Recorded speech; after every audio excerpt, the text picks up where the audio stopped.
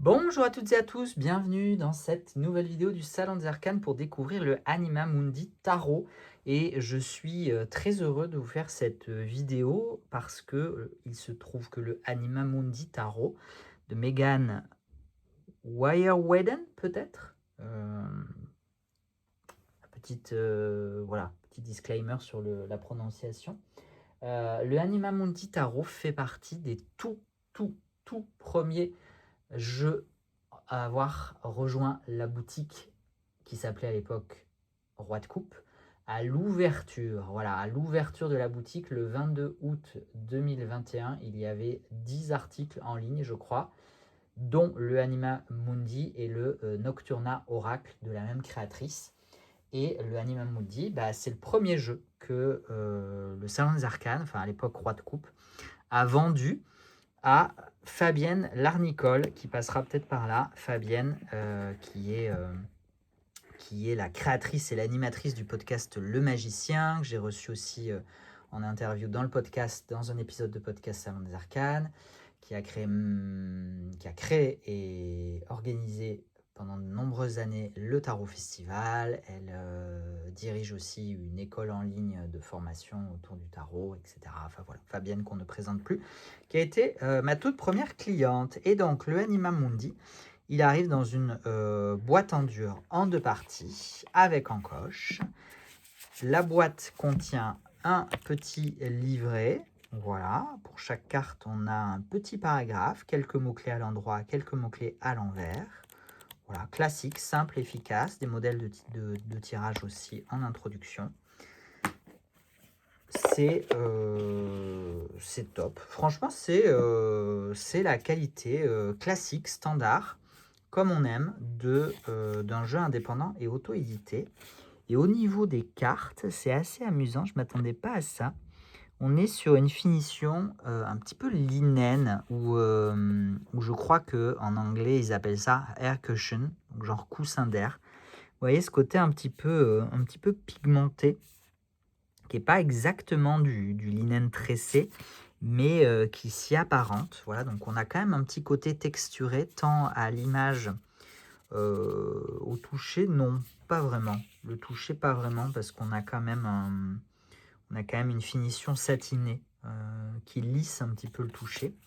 Les tranches sont dorées, c'était la grande époque des tranches dorées, 2000-2022, tous les jeux quasiment étaient en tranches dorées. Moi, j'aime pas, mais c'est comme ça, c'est mon goût personnel. Je trouve surtout que ça a très rapidement tendance à s'abîmer. Mais pour le coup, voilà, soyons quand même honnêtes et objectifs. Je trouve que ça se marie plutôt bien. Ça s'harmonise vraiment très bien avec le dos de deck. Voilà. Donc je suis pas anti tranche dorée sur ce jeu-là en particulier. Je trouve que ça lui va plutôt bien. Au niveau des dimensions, on sera sur des dimensions standards, classiques. Et donc, comme vous le voyez, on est sur un jeu aux représentations très animalières, un petit peu végétal aussi. Ça fait partie, je pense, des premiers jeux de tarot qui sont un petit peu sortis des représentations archétypales très humaines pour s'inspirer un petit peu plus de la nature et notamment des animaux. Il faudrait que je regarde, peut-être c'est écrit dans le livret ou sur la boîte, l'année de création de ce jeu.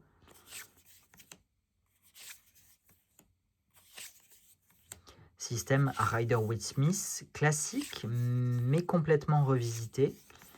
Et pourtant, je le trouve très compréhensible, en fait. Bon, les personnages de cours, il y a toujours une difficulté un peu plus grande. Mais pour les autres cartes, on retrouve quand même soit certains symboles, soit une certaine disposition de la carte qui nous donne une compréhension, une piste d'interprétation. quand même pas forcément le jeu que je conseillerais à des débutants. C'est quand même toujours mieux de commencer par la base, par quelque chose de très classique. Donc soit l'original, soit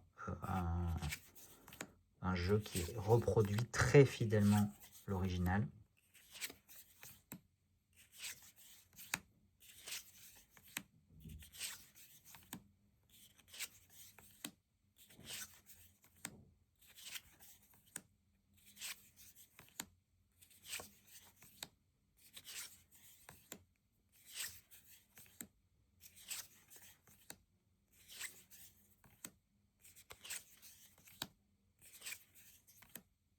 Très beau jeu de tarot. Il a vraiment en toute simplicité, mais une élégance, je trouve.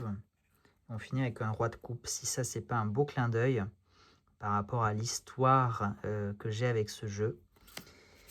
Il a quelque chose de très élégant, je trouve, ce jeu, dans son esthétisme et dans sa vibration, dans son énergie.